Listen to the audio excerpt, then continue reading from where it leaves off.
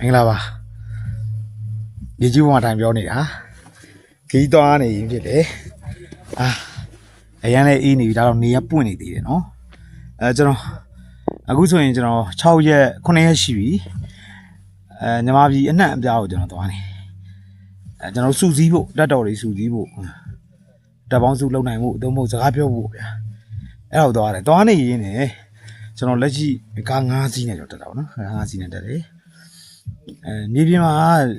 အချက်လက်တွေတချို့အချက်လက်တွေတကယ်ဖြစ်နေတဲ့အချက်လက်တွေကိုကျွန်တော်တွေ့လာရတယ်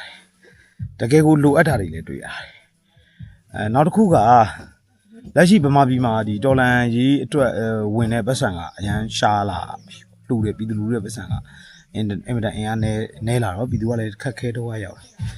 ဒါပြင်မှာကျွန်တော်ပြည်သူလူထုရဲ့တွားရေးလာရေးစားရေးတောက်ရေးလည်းတော်တော်ဒုက္ခရောက်တယ်ဘယ်လိုရောက်လဲဆိုတော့လမ်းတွေကတလန်းနဲ့တလန်းကိုဂျားထဲမှာစစ်တပ်မျိုးတွေကြံနေစစ်တပ်ကထိန်းချုပ်ထားတဲ့လမ်းတွေကြံတဲ့ခါကျတော့လမ်းသွားရတာကုန်စီစီးဆင်းရတာကဟို3နာရီလောက်သွားရမယ်ခီးကို3ရက်လောက်သွားရတယ်အဲ့ဒီပြဿနာဖြစ်တယ်အဲ့မှာဈေးတွေကြီးတယ်မလို့ရပဲနေအဲ့တော့ဘာလို့အဲ့လိုဖြစ်တာလဲဆိုတော့ကွင်းသွားရတာကိုစစ်တပ်ကကွင်းမသွားရင်ဒီဖြတ်ခွင့်မပေးဘူးစစ်တပ်ကထိန်းချုပ်ဆိုတော့နောက်တစ်ချက်ကမြေပြင်မှာလူငယ်ရဲဘော်တွေတချို့ရဲဘော်တွေနားကုန်ကြတာတွေ့ရတယ်အဲ့တော့ကျွန်တော်တို့ကပို့ပြီးတော့ဒီလူငယ်တွေဘာကြောင့်နားကုန်တာလဲဆိုတာကိုလည်းကျွန်တော်တို့အပြေရှားမယ်အချက်ကိုကျွန်တော်တွေ့နောက်ပြီးတော့ဒီအခုအခွန်ကောက်ခံမှုတွေလောက်ကြတာတွေလည်းကျွန်တော်တွေ့တယ်အခွန်ကောက်တဲ့အတွက်ဒီပြည်သူအတွက်ဒီအခွန်ငွေကိုဘယ်မှာအသုံးချလဲဆိုတဲ့ကိစ္စတွေကိုလည်းထပ်ပြီးတော့ကျွန်တော်တို့တေချာတိဖို့ကြိုးစားစုံစမ်းမယ်ပေါ့နော်စုံစမ်းတယ်ဆိုတာဒီလိုပါကောင်းစီချင်တာပေါ့နော်အခွန်ကတော့ကောက်ရမယ်ဒါပေမဲ့ပြည်သူလူထုသွားရေးလာရေးကျန်းမာရေးစီးပွားရေးလူမှုရေးပညာရေးအစရှိတာတွေကိုလုပ်ပေးနိုင်မလားအဲ့ဒီပြင်ကိုကုန်စည်စီးဆင်းမှုနဲ့တွာလာတဲ့လမ်းကိစ္စတော့အတော်ခက်ခဲတာတွေ့ရတယ်ကျွန်တော်ခုနပြော3နာရီရနေပြီးတော့3နာရီသွားမယ်ခီး3ရက်လောက်သွားတာနော်ကားတွေဆိုရင်ခင်ဗျာ5စီးမှမပြတ်တဲ့အစီမရှိဘူးတော်ကြဟိုကပြတ်လိုက်တော်ကြ4ကျိုးလိုက်တော်ကြဘိန်းနဲ့တွေပြုတ်ထွက်ဒါမျိုးကျွန်တော်တို့အခုဆိုရင်6ရက်9ရက်ပေါ့6ည8 9ရက်ခီးကိုကျွန်တော်ဖြစ်နေပြီနော်အဲ့တော့ဟိုမှာရဲဘော်တွေကကားတွေပြင်နေတယ်ကျွန်တော်ဗီဒီယိုမှာလာထိုင်ပြောနေတာဆိုတော့မြန်မာကုန်စည်နှုန်းကလည်းအင်မတန်တက်တယ်ကပ်မီချစ်တစ်လုံး1000ရှမ်းကောက်သွဲတပွဲ9000ထမင်းတစ်ခါဆိုင်9000 8000နော်အဲ့လိုအခြေအနေမျိုးကြီးဖြစ်နေတယ်အဲ့တော့ဒီဖက်စစ်ကောင်တွေပေါ့ဖက်စစ်တက်စစ်တပ်ကိုအမြန်တိုက်မှရမယ်တွားလိုက်အဆင်မပြေဘူးအဆင်မပြေတော့အဆင်မပြေဘူးတော်တော်ကိုခက်ခဲသွားတယ်အဲ့ကျွန်တော်တို့အမြန်တိုက်ရမှာကဘယ်သူတွေကတကယ်တိုက်မှာလဲဆိုမြေပြင်တော်လိုင်းရဲ့လူငယ်တွေအဲ့လူငယ်တွေတော်လိုင်းကြီးမှာပုံမှုစိတ်အားတက်ကြွအောင်ပုံမှုပါဝင်လာအောင်တော်လိုင်းကြီးကနေနားမသွားအောင်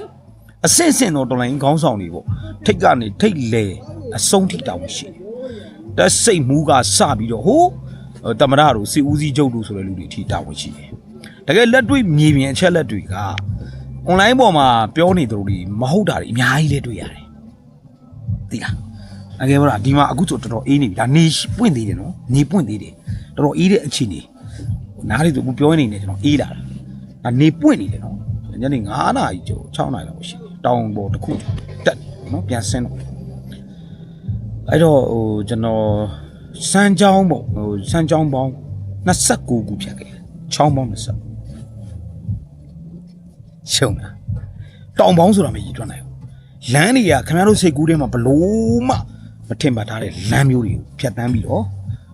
သွားလာရတယ်အဲ့ဒီရဲဘော်တွေစီအဲ့ဒီတော်လိုင်းကြီးနေမီက